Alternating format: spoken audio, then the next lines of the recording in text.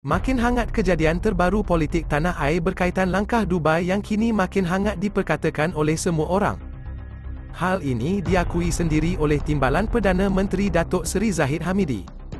Datuk Seri Dr. Ahmad Zahid Hamidi mengakui menyedari rancangan sulit dipanggil langkah Dubai untuk menggugat kedudukan kerajaan, namun menyifatkan usaha itu hanya membuang masa.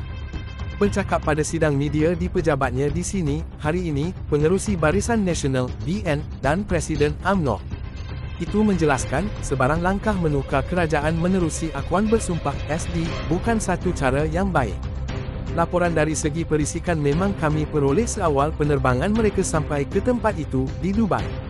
Laporan selepas itu kami peroleh juga, tapi pada hemat kami, langkah itu hanya membuang masa. Tidak ada langkah yang mendasarkan keputusan itu hanya kepada akuan bersumpah dan saya fikir langkah yang mereka lakukan bukan satu langkah baik kerana mereka sudah lakukan tebuk atap ini beberapa kali, katanya.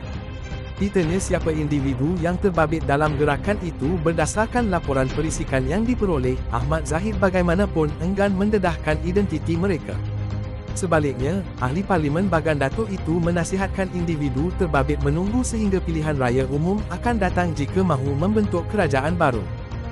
Sebelum ini pihak kami telah membongkarkan pertemuan sulit dengan Tun Daim Zainuddin di Menara Ilham bersama beberapa orang pimpinan Perikatan Nasional awal bulan April 2023. Bagaimanapun laporan yang kami sampaikan ketika itu dipandang rendah oleh semua orang seolah-olah ianya sengaja direka.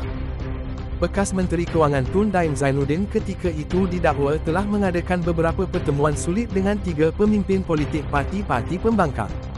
Beliau didakwa membuat perancangan untuk menggugat kerajaan perpaduan pimpinan Datuk Seri Anwar Ibrahim bagi mengelakkan pendakwaan terhadap salah laku yang melibatkan jutaan ringgit wang negara yang dihadapi oleh pihak-pihak tertentu sekarang. Antara tokoh-tokoh yang ditemui Daim adalah Datuk Seri Hamzah Zainuddin, Setiausaha Agong Bersatu, Datuk Seri Takiuddin Hassan, Setiausaha Agong PAS, dan Datuk Seri Muhammad Azmin Ali.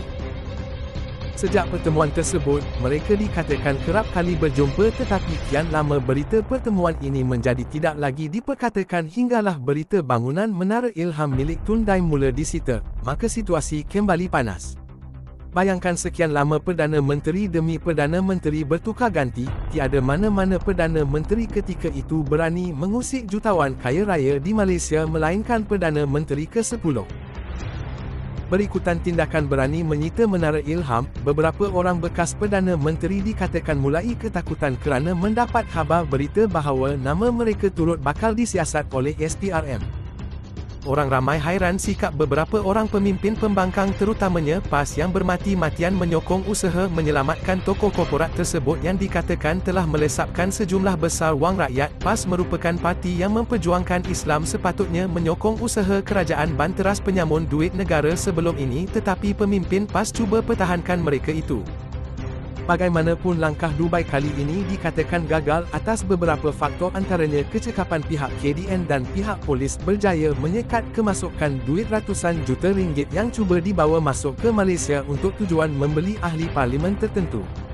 Kemudian pengakuan secara terang-terangan dari Premier Sarawak Datuk Patinggi Abang Johari Tun Openg bahawa langkah Dubai membuang masa saja dan mereka tidak akan menyokongnya.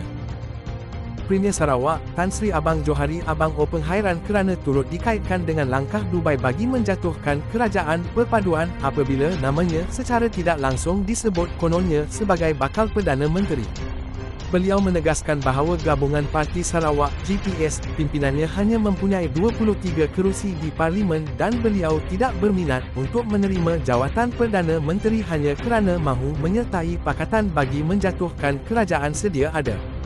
Apa hal pula nama saya turut dimasuk dalam langkah Dubai itu, kononnya, nak jadi Perdana Menteri, adakah patut? Saya memang terkejut apabila mereka sebut itu. Kita, GPS, sukat baju di badan sendiri, kalau sukatan seperti sekarang kita ikut sukatan itulah kerana GPS hanya ada 23 kerusi, Parlimen, kita tidak mahu, nanti apabila kita naik, jadi Perdana Menteri, mereka tekan kita pula, sebab itu saya kata, kita bukan paloi, katanya. Sementara itu beberapa orang ahli parlimen dari Barisan Nasional menafikan mereka terlibat dengan gerakan langkah Dubai ini. Saya tidak tahu menahu dakwaan ahli parlimen Barisan Nasional (BN) mengadakan pertemuan di Dubai, Qatar untuk menumbangkan kerajaan perpaduan, kata Pengerusi UMNO Negeri Sembilan, Datuk Seri Jalaluddin alias Jalaluddin yang juga Exco Kanan Kerajaan Negeri Sembilan berkata, beliau tidak mendengar apa-apa perkara mengenai pertemuan itu, malah tiada siapa memberitahunya ada usaha untuk menumbangkan kerajaan perpaduan. Saya sedang bercuti ketika ini namun bukan di Dubai, jadi saya tidak tahu menahu mengenai pertemuan itu, katanya ketika diminta mengulas mengenai pertemuan seperti didakwa di media sosial.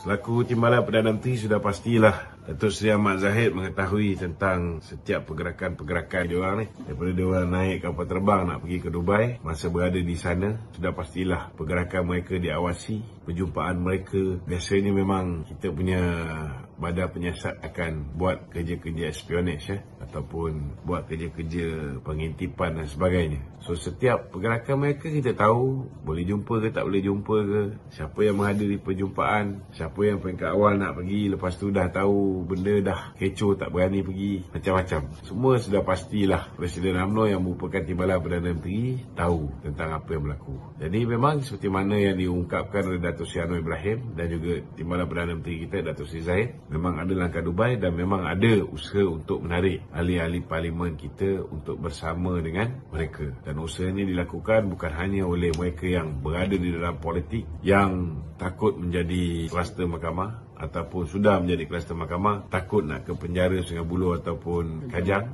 tetapi begitu juga mereka yang sedang disiasat, yang tahu bila-bila masa mereka juga boleh menjadi kluster mahkamah. Mereka juga nak mengelakkan daripada mereka dipanggil kluster mahkamah. Dan ada di antara mereka mempunyai kekuatan keuangan yang cukup luar biasa.